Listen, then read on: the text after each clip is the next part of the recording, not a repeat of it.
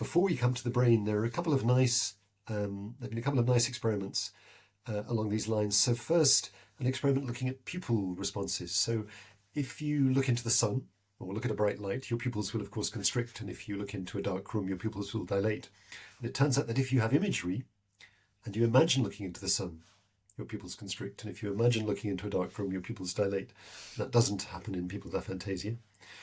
And similarly, if you read people with imagery a really scary story, they will sweat. There's an increase in skin conductance. And this doesn't happen in people with aphantasia. But they do show this change in skin conductance when you look at scary pictures. So it's not that people with aphantasia can't mount this emotional response, it's that written descriptions don't do it. And the I think plausible explanation given is that the way written descriptions kind of give you a gut response is via imagery. And because imagery is a kind of emotional amplifier, and if you lack imagery, then you don't experience that gut response. So those are a couple of physiological examples. And then there have now been several brain imaging studies, and it looks as if there are differences between people with aphantasia and average imagery or vivid imagery, but they're not altogether straightforward differences. So I think we conducted the first study of this kind, and the neatest finding in that study was that if you do a resting state brain imaging study, so this is just looking at activity in the resting brain, you find stronger connections between regions at the front of the brain, which have to do really with thinking, and regions at the back of the brain that have to do with vision in people with vivid imagery than in people with faint imagery. So the intuitive interpretation would be that if you're having a thought and you're hyperphantasic, it's going to kind of translate itself into imagery more readily than if you're aphantasic. So that's one finding. But then several studies have looked to see whether there is a stark difference between activity in visual regions during visualization in people with aphantasia and hyperphantasia, and it doesn't seem that there is an enormous difference, but there are measurable, more subtle differences. So, for example, it looks as if the connectivity within those regions is somewhat different in people with aphantasia. So it's interesting that there do seem to be, if you like, imagery representations in the brains of people with aphantasia, but for some reason they aren't giving rise to the same sort of imagistic experience that they do in people with imagery. I think it's not surprising that we find those representations, because people with aphantasia, after all, can recognise things. So people with aphantasia clearly know what things look like. They have in their brains representations of visual items. So it's not too surprising that those representations get activated to some degree during imagery attempts, but for some reason the activity isn't organised in a way that gives rise to the experience of imagery. So I'd say this is an evolving story. There have been only 3 or 4 studies of this kind, and the kind of picture is gradually revealing itself, but isn't yet fully revealed. Yeah, I think I heard one study recently say that the early visual processing seems to occur, but it's at the later stages that it seems like perhaps people with aphantasia don't have that later processing. And I think perhaps it was you, but the greatest metaphor that I've heard thus far is that the computer is on, it's running all the data, everything is there, the computer has full knowledge of everything.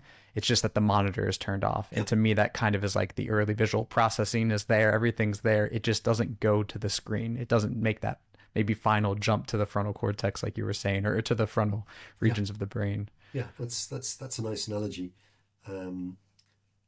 And so it raises the question of whether people with aphantasia in some sense have unconscious imagery, which again is a kind of topic that's being debated at the moment. So there seems to be a lot of implications here. You mentioned before, like the imagining the future or thinking about the self in the past. And I've had friends joke with me in the past that I'm, stoic or a little bit more cold and calculating, or I'm not as emotionally responsive to things. And some of that I attributed for the longest time in my life to just like personal work. I was interested in Buddhist practices and mindfulness and these types of things. And now I can't help but think I might have been aided quite heavily by the fact that I truly may have a bit of emotional distance from really visceral imagery that draws me in and kind of awakens my arousal Yeah. response to something really, uh, you know, just overwhelming, really. Yeah. So, do we see something with emotional reactivity or emotional sensitivity? Yeah. Is that a growing thing So to note? I think that's a really interesting question, and at the moment I can only really comment through anecdotes, of Hmm. which I've now encountered many, because we haven't researched this systematically, though I'm hoping to. So just as you described, people with aphantasia often say that they feel that they move on more easily than others. They move on from a breakup or change cities more easily because they're not troubled by sensory recollections of the place or the person they've lost.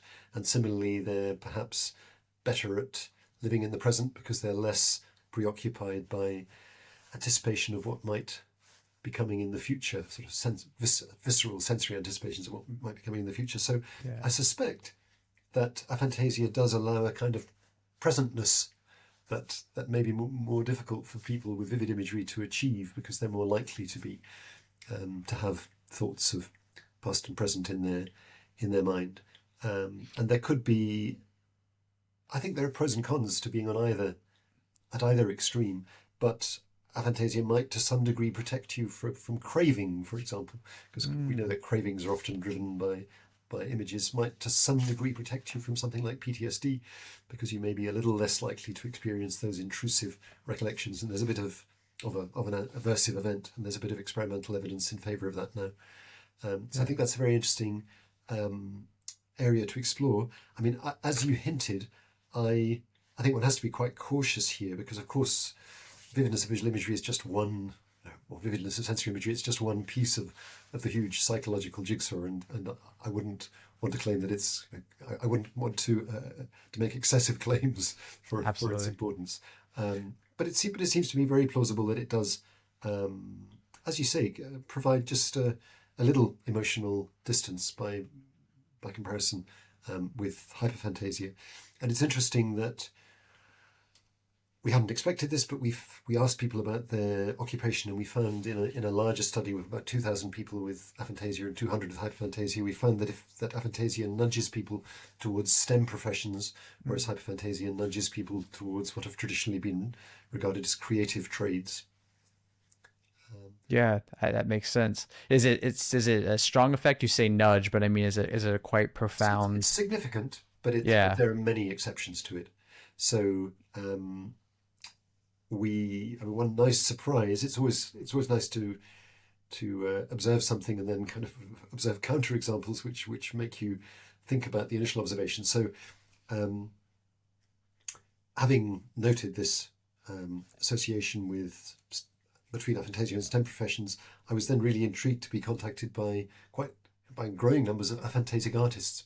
Mm. So I think I worked with a little interdisciplinary team, and I think we'd assumed that aphantasia would tend to make you less interested in the visual world, or it would sort of be associated with a reduced interest in the visual world.